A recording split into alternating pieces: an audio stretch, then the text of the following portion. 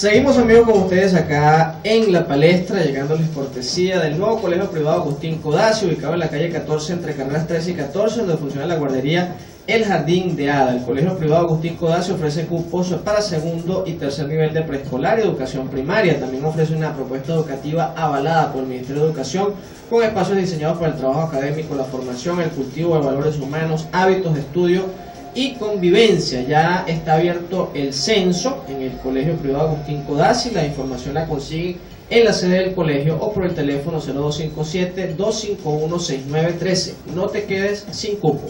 También en nombre del doctor Argimiro Mendoza, médico internista, puedes contactar la previa cita por el 0426-653-1492. El doctor Argimiro Mendoza ofrece atención en la Clínica Las Mercedes, a media cuadra del Banco Mercantil. También llegamos a nombre de Carros Motos Terán de Julián Terán, que te invita a pensar en grande y te ofrece toda la asesoría para la compra y venta de vehículos nuevos o usados, también repuestos para vehículos y motos, cauchos nuevos o usados. Lo que busques en este sentido lo consigues allí en Carros Motos Terán de Julián Terán, en la avenida José María Vargas, frente a la estación de servicio El Hierro. También cumplimos con un servicio público porque la joven Glendis Isabel Rodríguez Rojas presentó un cuadro de peritonitis, está hospitalizada en el Hospital Miguel Hora de Guanare y está demandando unas medicinas que no se consiguen fácilmente en el mercado, y está solicitando a cualquier persona que pueda apoyarla a ubicarlas que lo haga. Las medicinas que necesitan son amicacina en ampollas de 500 miligramos,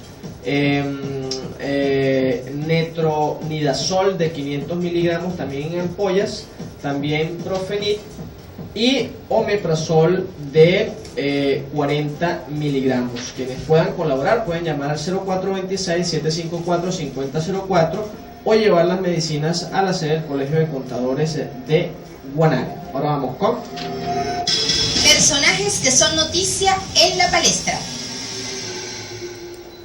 Si a esta hora le damos la bienvenida a nuestro invitado de hoy, Genaro Godoy, ex legislador y dirigente político regional, también productor cafetalero. Bienvenido, Genaro. Muchas gracias, Daniel, por permitirme llegar a tus oyentes en esta prestigiosa emisora.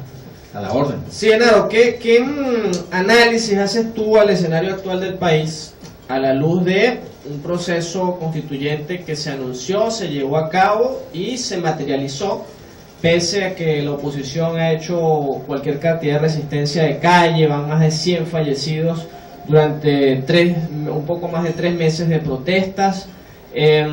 Los factores siguen, digamos, cada uno plantado en su posición, la inflación sigue avanzando fuertemente y por supuesto la calidad de vida de los venezolanos afectada.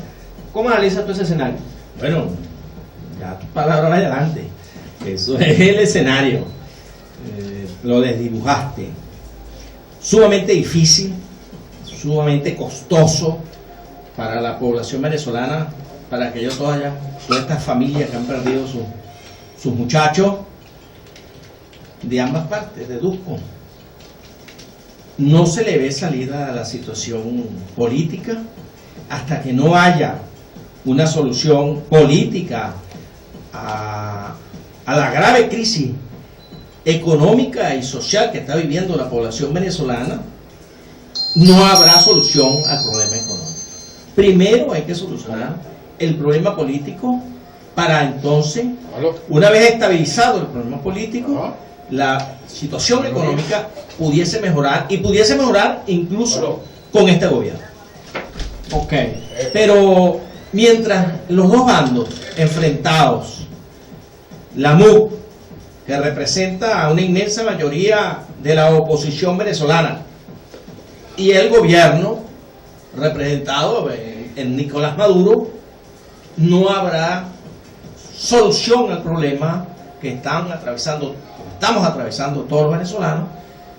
Por el contrario, cada día se profundizará más la situación, porque se agudiza la situación política, pero hay otros factores externos que vienen a profundizar lo que en todo caso ya es un hecho de problema interno, pero que pudiesen venir medidas mucho más severas entonces para el resto de la población venezolana, ¿cómo serían? Y estoy hablando de las recientes medidas anunciadas por los Estados Unidos contra el presidente. Pero te pones a ver, esas medidas van a terminar afectando a la población, porque a los altos funcionarios del gobierno no. Indudablemente, indudablemente. Pero digo, es que se pudiesen profundizar en el sentido en que pudiese que de un momento a otro, por ejemplo, decir que no le van a comprar más petróleo a Venezuela, y todos sabemos que el 60% del petróleo venezolano se va directamente al norte,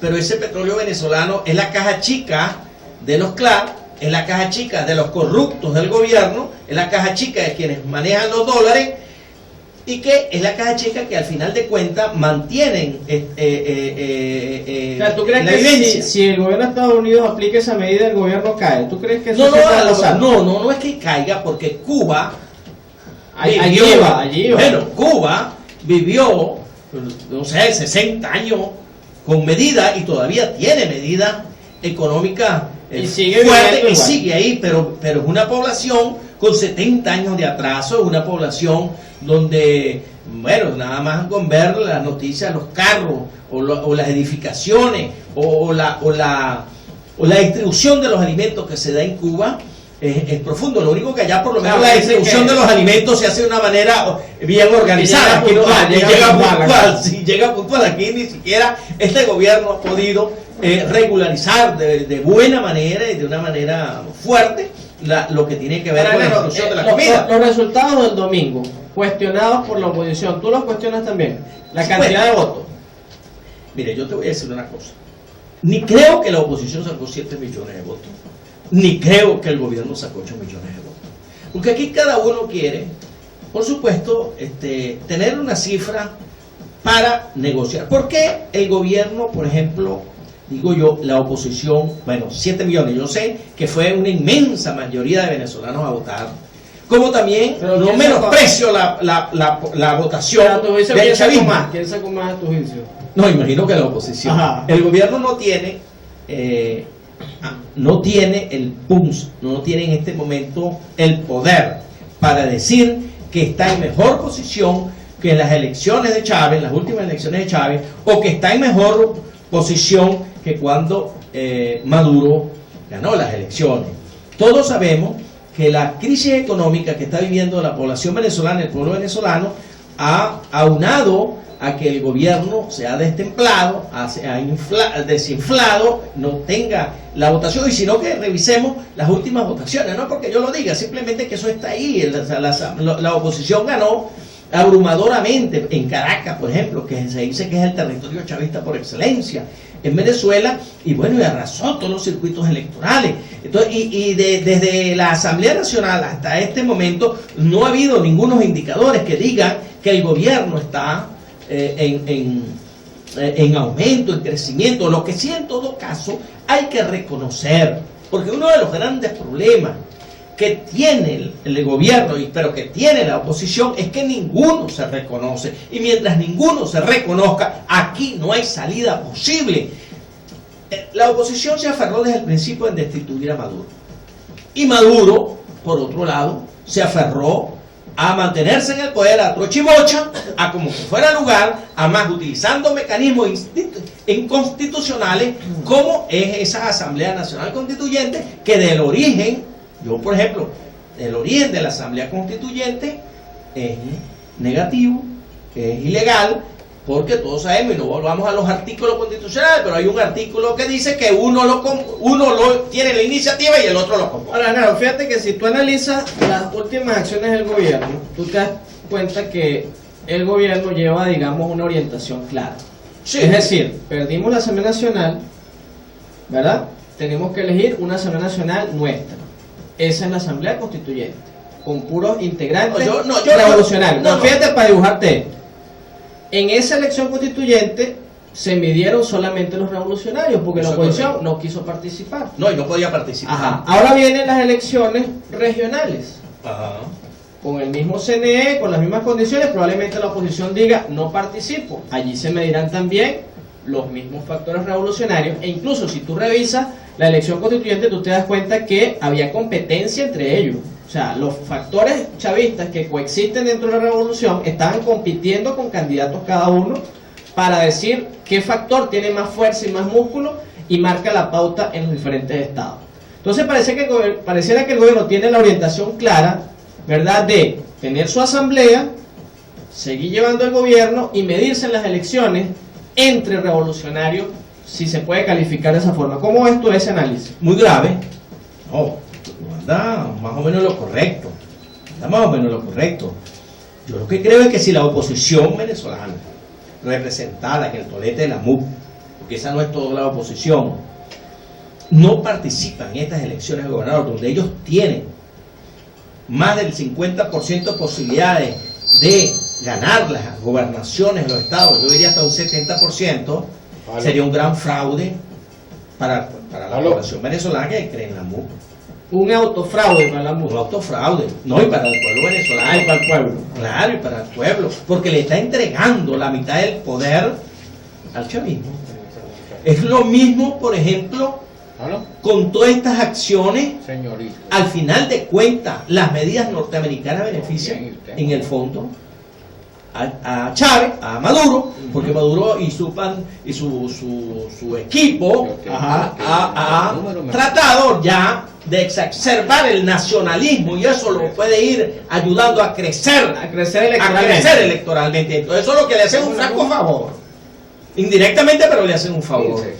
Yo creo, y ya están discutiendo entre la mesa. Yo esta mañana vi en uno de los programas de la televisión un connotado dirigente que su partido tiene, cree que debe ir a las elecciones, pero decía que si en la mayoría de la MUC decidía que no había elecciones al gobernador, ellos no participaban. Eso sería una derrota anunciada doblemente para la MUC, porque recordemos en el 2005 que decidieron no participar y el gobierno hizo su Asamblea Nacional, ganó con todos los diputados, y en buena parte para que se recuperara esa MUC, ese liderazgo costó muchos años. Yo creo que los escenarios de la democracia, muchos dicen, no podemos, y yo ahorita vengo de una cola y dos señores en la cola me decían, pero ¿cómo va a participar si con esa Tibisay Lucena no se puede participar? Y yo le decía, esa es la misma Tibisay Lucena, o ese es el mismo Consejo Nacional Electoral que Capriles ganó las elecciones. Es la misma donde Capriles perdió ciertamente, pero que participó. Es la misma, pero que electoralmente crecieron. Y donde claro, en este momento, yo me imagino que ese señor que está hablando contigo ha escuchado varias veces a Diosdado Cabello diciendo, no volverán más nunca, ustedes no van a gobernar más este país porque lo digo yo. Y ese mismo señor me imagino que escuchó que Diosdado Cabello se reunió con Tibisay Lucena media hora antes de dar el primer boletín de la Asamblea Nacional Constituyente, o sea que estaba recibiendo instrucciones. Mira, ¿cómo entonces, eso lo interpreta la gente. Pero cobrando cosas. Pero Jorge Rodríguez salió de ser presidente de la Asamblea Nacional y lo inscribieron como candidato a la alcaldía mayor. Ajá. Hay un hombre del gordito del Zulia, que en este momento no recuerdo. Bueno, él salió del PSU un día antes, renunció al PSU, Calixto Ortega. Salió del PSU, renunció un día antes, y ese otro día yo lo vi sentado como magistrado del Tribunal Supremo de Justicia. Eso no, pero Chávez ganó las elecciones cuando los representantes de la Cuarta República hicieron todas las maromas en el Consejo Nacional Electoral, y sin embargo se presentó y arrasó en las elecciones. Es el mismo Consejo Nacional que se ganó con mayoría absoluta la Asamblea Nacional. A mí no me venga a decir que ahora que eso no se puede participar porque ahí está Tibisay Lucena. No, ahí hay otros elementos. Ahora, lo que pasa es que hay otros elementos, y termino la idea, España, es que aquí hay unos elementos que sigan diciendo que hasta que se vaya Maduro ellos no van a participar en las elecciones. Ahora fíjate, un elemento que también es analizable en ese escenario es que la oposición, los altos dirigentes de la oposición le han vendido a la gente que no volverán o no saldrán de las calles y no volverán a las casas hasta que el gobierno caiga. Ese es un discurso. Ese es un discurso. Pero fíjate, ¿Cómo una dirigencia que le ha dicho eso a la gente y que la gente de alguna manera ha salido y han habido muchas personas que han perdido sus seres queridos, más de 100, en medio de esto, esas personas le van a decir a la gente, vamos a unas elecciones regionales, después de haber asumido ese reto o ese riesgo? Pero yo le preguntaría entonces a todos estos coterráneos de la política, todos estos amigos, ¿no vamos a participar en las elecciones de gobernadores?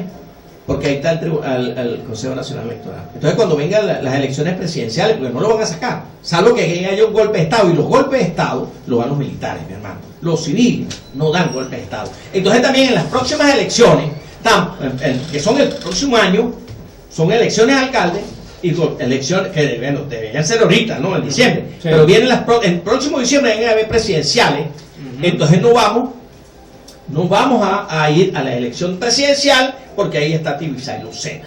Entonces ese discursito, para eso, bueno, eso tiene un desgaste político, hermano. En la política, sus dirigentes, y por sus decisiones, unos avanzan y otros se desgastan. Unos avanzan rápido y otros... Eso forma parte de la estrategia del gobierno, que la oposición se desgasta. Bueno, cada uno hace su propia estrategia.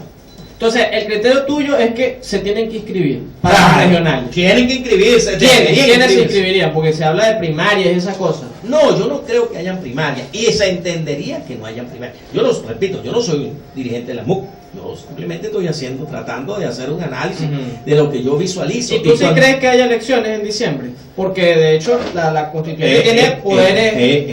te digo una cosa. Pleno. Pero es que yo no he terminado. ¿Por qué deben inscribirse? Es que si la MUC se inscribe, hay muchas posibilidades que no hayan elecciones en diciembre. ¿Y entonces? Ah, Me responde eso luego de la pausa comercial. okay.